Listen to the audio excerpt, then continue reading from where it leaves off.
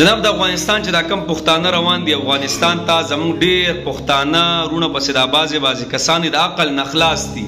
د عقل نه خلاص دي هغوی پسې ویډیوګانې کوي او بعضې کسان پسې خاندي د الله بندګانو ګوره دا حالت په موږ باندې هم راتلی شي صحیح ده ځکه فلسطین ته وګوره څومره حل هول پې سټارټ دی دا خو ګورې یقین په الله وکړه مخکې به مشرانو ویله وایي په آخرت وځي اوس ګوره په دنیا وځي مشران دا وایي په دنیا وځي کم خلک چې بچا پسې خاندي قسم په الله په کور کې دغه خبره تر راځي نو د الله بندګانو یاد ساتئ ګوره موږ د خپلو مسلمانانو د یو بل اتفاق معلوم دی خیال لیکړی د یو بل د خپل کورونه هم راته پردي ښکاري د ټول نه مخکې خو په کار دا دي که نه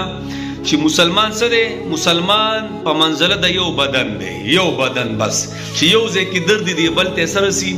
طاقت او زور هغه ته رسي بیا چې پکې پښتانه شي نو موږ ټول یو پښتانه یو په دنیا کې هغه د افغانستان پښتون دی او د پاکستان پښتون دی خو چې بهر ملکي وایي پښتون دی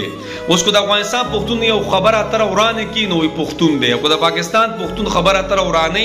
یا کار غلط کوي نو په بهر دنیا کې څه دی پښتون بس پښتون یادېږي جنابو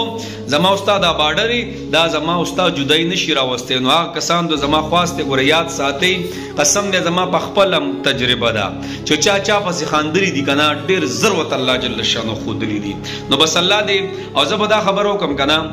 چې مسلمانان خو زیات تر په دې مسلو کې ګیر دي خو د ټول نه چې کم زور کم قوم اغستی دی او کم خلکو اغستی او کم ملک اغستی هغه زما د افغانستان پښتانه دي والله زه دا دی راغړ شوم که نه د بچو پلاران شو پکې او زما افغانستان نه دی والله ډېر په عجیبه انداز کې زندګي تېره کړه نو بس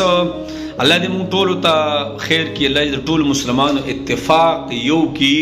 چې جناب زموږ ټول یو کوري بس یعنی یو کوري بس الله دې موږ معاف کړي یا رب زموږ د بعضو خبرو اترو د وجې نه موږ څه کوو یو ول پسې پروپاګنډې کوو او یاد ساتئ ګورئ کم افغانستان خلک چې روان دي زما پښتانه چې کم روان دي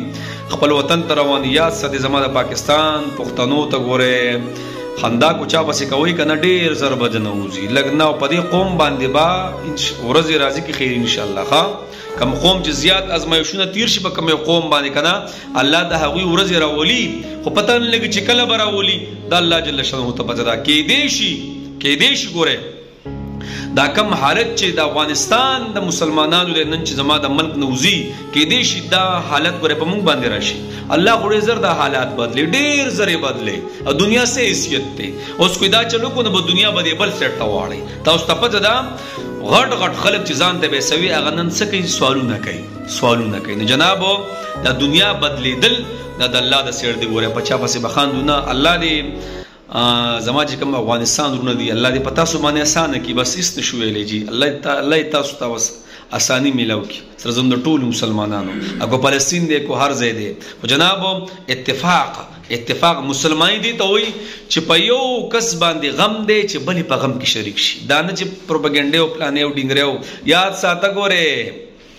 دې کټ کې زر د چې موږ هم سملو ګوره یاد ساته الله ډېره دا زندګي بدلی ګورې الله دې موږ ټول مسلمانان داسې حالاتو نه وساتي او به کوم مسلمانانو چې دا حالات دی افغانستان دی فلسطین دی نور ملکونه دي